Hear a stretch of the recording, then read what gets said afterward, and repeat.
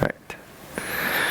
Yeah, so there are many use cases for on-device, as we have heard a lot of times during this talk. First is data privacy, where users don't want their utterances or data to have to go to an online server to do inference. And also in cases where there is limited connectivity. So imagine you're wearing a smartwatch and you are walking in, there's limited internet connectivity. You want to still be able to perform the inference without having a connection to a server. And third is also we want to make sure that if we are doing the inference on the device itself, we want to make sure that our power consumption is low. So we developed a way to compress a representation for on-device NLP, and we benchmark it on 3 different tasks. First is next words prediction. So a use case would be like in a smart keyboard where you want to predict the next word as the user is typing. And the second is joint intent slot modeling. So for a spoken utterance like, give me the weather in Seattle next week, it detects that the user's intent is to get the weather, and it also detects the slots where the weather could be a location slot. And third is document classification. So assigning a label to a document. So for our work, our contribution is we developed a lightweight and resource-efficient convolutional representation that is swappable into any neural model. And the representation is task agnostic. So we are able to use this same representation in 3 different tasks.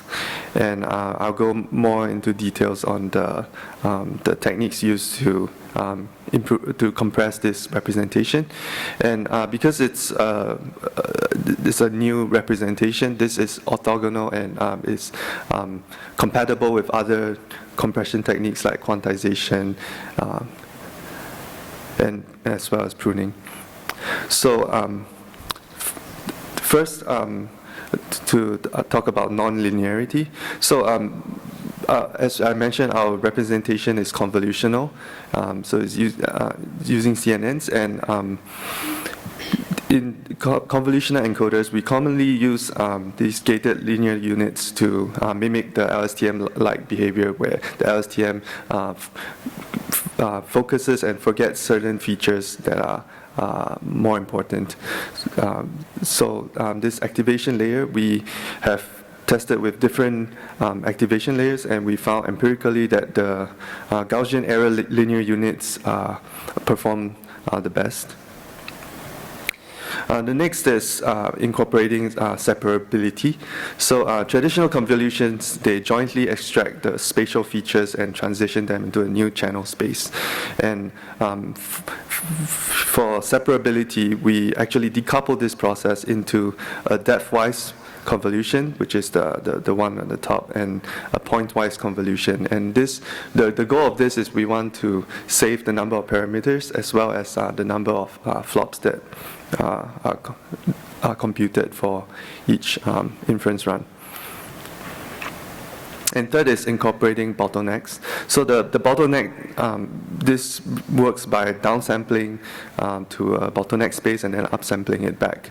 And this encourages the model to not waste parameters and learn important features. So we further decouple the pointwise convolution from earlier into this bottleneck convolution. So we benchmark our performance on these 3 different tasks, and we found that in all of these tasks, the convolution, we're using a recurrent representation, LSTM representation as the baseline. We found that the convolutional representation with incorporating all of these techniques actually results in a reduction in the overall number of parameters, as well as improvement in latency, while not sacrificing too much on the accuracy. So here we compare the performance in terms of the like the different metrics like perplexity for next word prediction, as well as intent and slot F1 accuracy. So for next word prediction, we find that like even though the perplexity and it seems to increase a lot, we found that the number of keystroke saved is more a metric that more accurately encapsulates what this task is supposed to achieve. We find that perplexity is not really a good measure for the task that we wanted to benchmark on.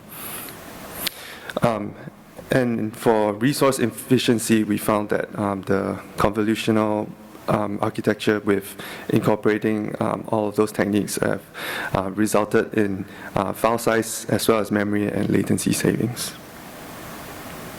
So in conclusion, on-device settings are practical test beds for NLP models. Our lightweight convolutional representation is both performant and resource efficient, and we obtain strong compression results on 3 NLU tasks. Thank you.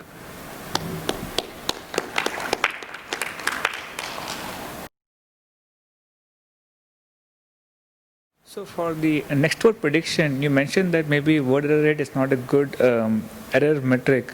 Could you change the training itself maybe of that, the different loss function, or?